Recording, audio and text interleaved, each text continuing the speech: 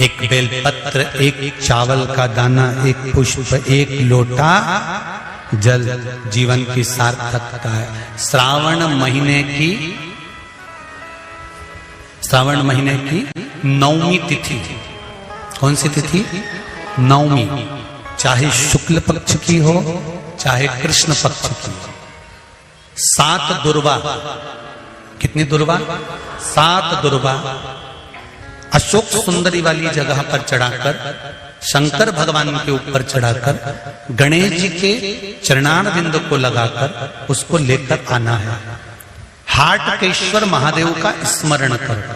कौन से महादेव? हाटकेश्वर महादेव, उसको लेकर आइए।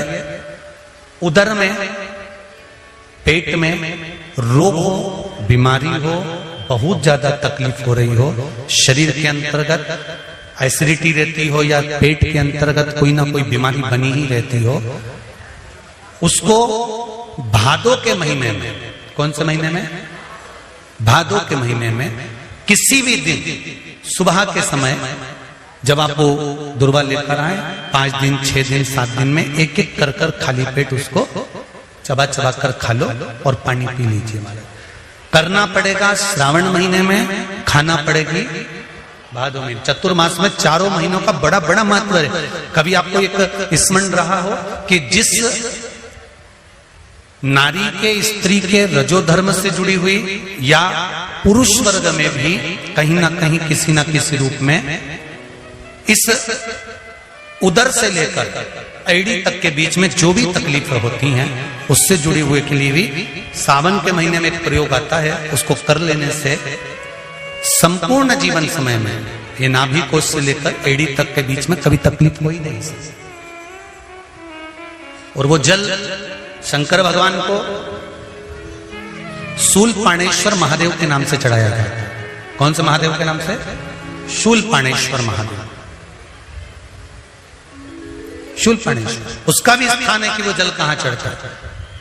तो पहले तो नवमी तिथि का दुर्वा प्रयोग भगवान शंकर को समर्पित करते हुए, अशोक सुंदरी वाली जगह पर समर्पित करते हुए श्री गणेश जी महाराज को कहकर,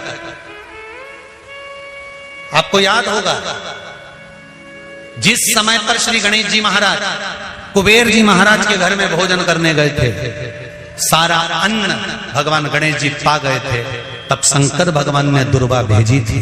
ये दुर्वा जब गणेश जी को भेजी गई थी तो वो औषधि के लिए भेजी गई थी कि गणेश जी ने ज्यादा पा लिया है तो शरीर में रोग ना हो जाए, पेट में कोई रोग ना हो जाए। तब शिव जी ने भेजी थी अशोक सुंदरी के माध्यम से। इस दुर्वा का प्रभाव रोग मुक्ति के लिए किया गया। रोग शुक्ल पक्ष की नवमी तिथि, पीला चंदन घिसकर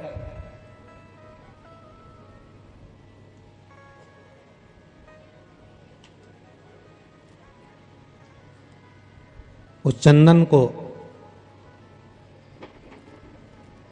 एक सुंदर पीपल का कोमल पत्ता, कोमल पत्ता मतलब एकदम, एक तो पीपल का होता है कड़ला पत्ता, एकदम कड़क हो जाता है, और एकदम होता है कोमल पत्ता।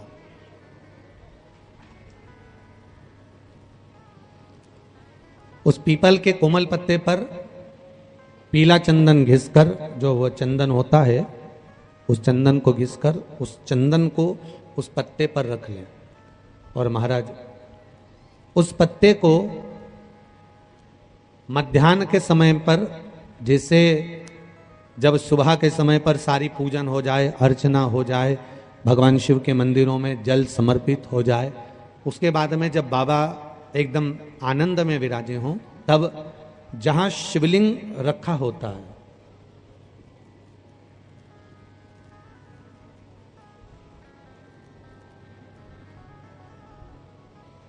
जैसे ये शिवलिंग है और ये कटी भाग जहां शिवलिंग रखा हुआ है, इस कटी भाग पर जहां शिवलिंग रखा है उसके पास में ही 3 उंगलियों से चंदन का लेपन उस कटी भाग पर करना है।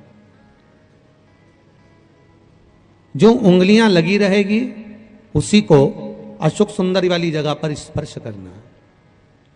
और अशोक सुंदरी वाली जगह पर स्पर्श कर कर कुछ देर तक चंदन लगे रहने देना है, उसके बाद में उस चंदन को वापस निकाल कर लेकर आना है। कटी भाग पर जो लगाया गया है उसको भी निकाल कर वापस लेकर आना है।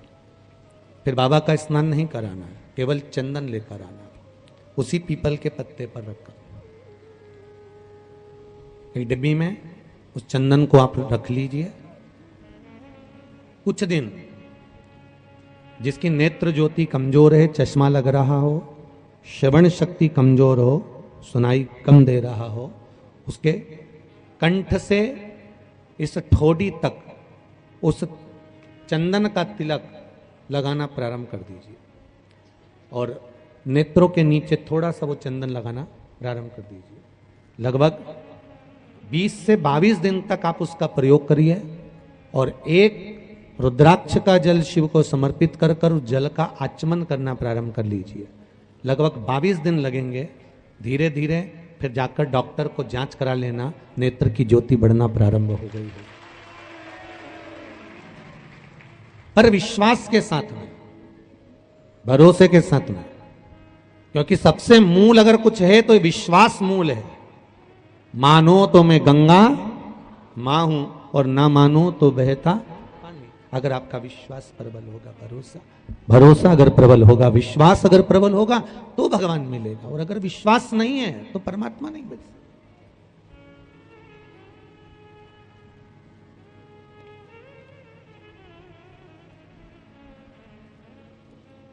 विश्वास के बल पर भगवान की प्राप्ति है।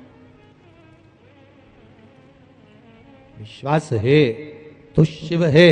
पानी का मटका, हंडा, भले तुम्हारे घर में नल से पानी आ रहा हो, आरओ का पानी आ रहा हो, तुमने आरओ लगा रखा हो और उसके नीचे एक छोटा सा हंडा, मटका, कुछ भी, छोटा सा घड़ा, कुछ भी रखना जरूर चाहिए। रसोई घर में भले इतना बड़ा हंडा रखो, मटका रखो, घड़ा रखो, कलश रखो, पर रखना जरूर चाहिए। क्यों? उसमें पितरों का स्थान होता है। तो घर में, रसोई घर में कभी परिवार में किचकिच नहीं होती, क्लेश नहीं होता। अगर हंडा भरा हुआ है, हंडा खाली होते होते जब सुबह के समय पर पानी थोड़ा रह जाता है, उस घर में जहां हंडा आधे से ज्यादा खाली हो जाता है, शास्त्र कहता है, भविष्य पुराण कहती है, जहां पानी का हंडा आधे से ज्यादा खाली हो गया, समझ लेना दूसरे दिन रसोई घर में क्लेश जरूर होगा, यह पक्का। इसलिए हंडे की सीमितता देखी जाती है। मटके को, हंडे को, कलश को आधे से ज्यादा भरकर रखा होना चाहिए। भले आधे तक भरा रहे पर आधे से नीचे नहीं जाए। उस घर में हम माताएं पूछती हैं, पंडित जी हमारे घर में बहुत क्लेश है, हमारी बहू सुनती नहीं, बहू के हमारी सास नहीं सुनती। क्लेश हो कहां से रहा? जब तुम लड़की पसंद करके आई, उसका पांव देख के आई, 25 बार फोटो देखा, अपनी रकम तोड़वा तोड़वा के बहू को सोने की रकम चढ़वा दी, खुद ने अच्छी साड़ी नहीं पहनी, 10-10 हजार का सूट चढ़ा दिया, चुन्नी बेस, डब्बा दिया तैयार होने का, चप्पल दी नाप की, चूड़ी का नाप मंगवाया, इतना प्रेम, और घर पे आके जगदम्बा हो गई। कारण क्या है? इतना क्लेश कहां से आ गया?